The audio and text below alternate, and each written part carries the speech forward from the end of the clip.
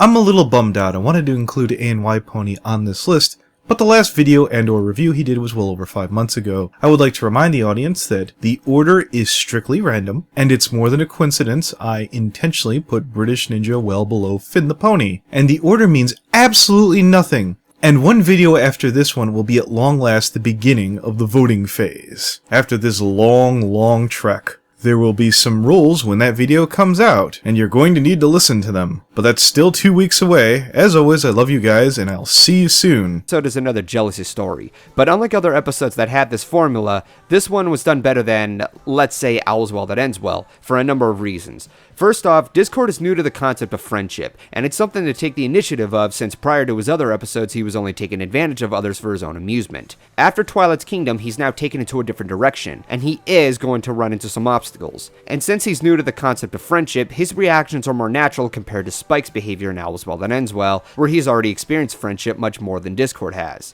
Discord is in a way an overgrown child, and he's downright upset that he isn't invited, and it doesn't help that his attitude gets in the way. In addition, we get a callback from the best night ever with the Grand Galloping Gala. It's a bit off topic to go over this, but when it came to the gala in Season 1, I was expecting the characters to have some kind of impact after seeing their expectations too high. Even after their talk about their experience at the donut joint, I found it weird that they'd still be excited about attending the gala after everything they experienced last time. My only guess is that they only know what to expect afterwards instead of thinking unrealistically. It's nevertheless a nice callback. We of course have Tree Hugger, who's introduced early on. Radical to meet you. Really digging your vibe. She seems to be the kind of pony I like to hang around with.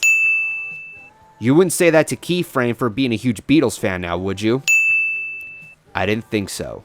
Even though she's labeled as a 60s hippie stereotype, she has a very likable personality by a calm attitude which counteracts with Discord's antics, thus putting him into very awkward situations which become hilarious in the long run. She's open-minded but not dumbed down like what most hippie stereotypes are portrayed as. Topic on MLP, the world of Equestria, and how it correlates to LGBT topics. In truth, MLP is represented as an idealistic world, taking concepts of our own world and bringing it in better aspects of society. We've seen it for years, how its world and its society, mostly in Ponyville, but somewhat in later regions as we've explored further, idealizes the importance of individuality, self-discovery, and self-expression. Let's try and cover those main 3 topics and look at things from the point of view of current social struggles of the LGBT community in our own world. One of my favorite Doctor Who series is Pierce Smolder's Doctor Who's and the Assistant radio play series.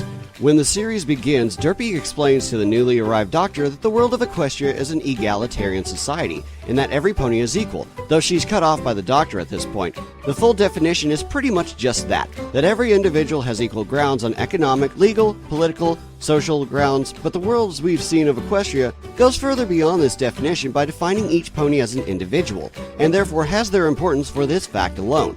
How does this relate to the LGBT community at large in our own world?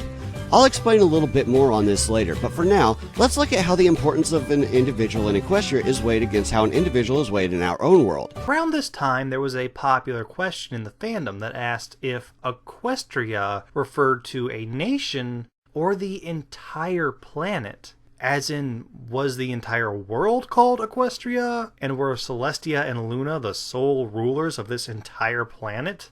Well, with later seasons and the introduction of places such as Yak-Yakistan, Saddle Arabia, and the Griffin Kingdom, each with their own rulers and cultures and species, it seems that Equestria is only one nation among a much larger world. So why do I bring this up? Well, because it lends credence to the theory that the Crystal Empire might be its own sovereign nation, just within Equestria's borders.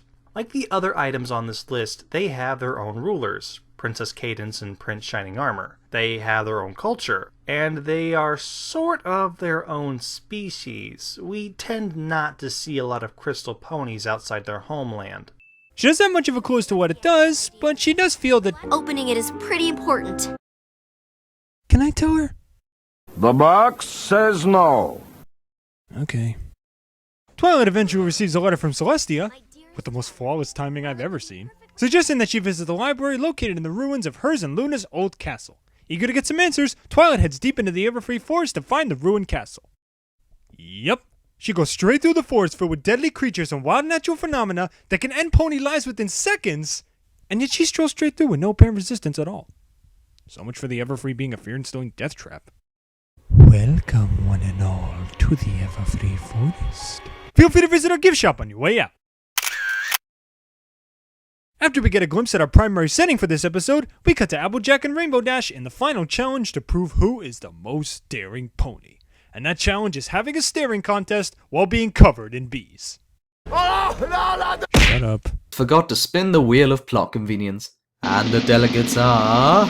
arseholes. We love you, Princess Twilight! We love all the princesses! Now this isn't a new thing. The background characters' personalities have flipped on a dime before just to start the conflict. But in those episodes it was the towns acting poorly. The average Joes, the bland Beckys, you know, the everyday Colton Philly. These bastards are meant to be delegates, highly respectable peoples of power representing their home. And if this is the best of the best, then Griffinstone all of a sudden looks like goddamn Disney World. Good start. We come back to Cadence and a sleep-deprived Twilight. Can I count on you to see to it that she isn't disturbed?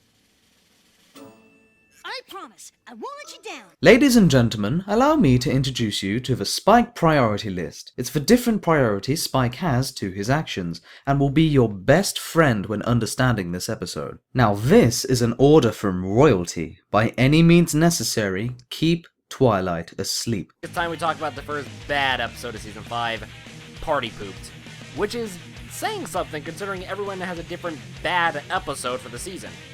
So, why do I think this is the first bad episode of Season 5? Well, let's have a deeper look. Twilight is acting as an ambassador of Equestria as she invites representatives from Yak-Yakistan to open their borders to Equestria. However, they destroy everything if everything isn't perfect and to their specific standards. When all the girls' attempts to impress the Yaks fail, all the pressure is put on Pinkie Pie to plan the best party to the Yaks' liking, or they declare war. No, seriously, they declared war after Spike stalled with the piano. Speaking of stalling, this episode has a lot of filler. Now, the filler isn't as bad as, say, the Cutie Pock, since the filler actually had a purpose. Kinda. I'll talk about it in a few seconds. But at times, the episode's content got tedious. The constant smashing of stuff got tiring when we already got the idea after the third instance of the Yaks destroying things. Take action is not something she should be doing when she's the only one left in charge. I assume that's what the Royal Guard is for. And there isn't really a nicer way to put it. The remaining 5 are expendable. I mean, we know our ponies will triumph in the end, but they don't know that. For all they know, they could die or get trapped or petrified. There's no assurance of success for them, especially with Twilight forgetting you could have just teleported away from the croc or whatever. Next off, the main 6 did not represent their respective elements very well. In fact, in Rainbow Dash's case, she shows the exact opposite. I, of course, referenced the point in the second half where she blames Applejack for Twilight's return to Ponyville. Great loyalty there, Rainbutt. Way to bring this team together. It isn't even addressed what each element represents or why, and I only mention this because I feel a season opener should be open to everyone, meaning someone can walk in with no prior knowledge and understand what's going on. Though I suppose they didn't want to deal with clunky exposition, so they just threw that out altogether. My next grievance has to do with Discord. Don't get me wrong, I thought he was great overall, and it would have been lame if Discord wasn't the least bit naughty anymore. Though he oversteps his bounds, he is hilarious any chance he gets, and near the end he may be a bit arrogant, but he is still bonded to Fluttershy's friendship, and that's just so sweet. It was specifically designed to take advantage of that in the worst possible way, and Twilight's haste to fix the bat problem with magic led to the main problem in the episode Bats and had an adverse effect on Fluttershy. Now this assumes that all of this was put in there as chromatic retribution, and yeah, I'm taking some liberties, but we are talking about magic in a show where it may not necessarily be completely spelled out yet. So bear with me. But look at how it impacted these characters. Discord, despite being a trickster, went from antagonist to sorta kinda friend in the span of one episode through the lesson given to him mostly by Fluttershy.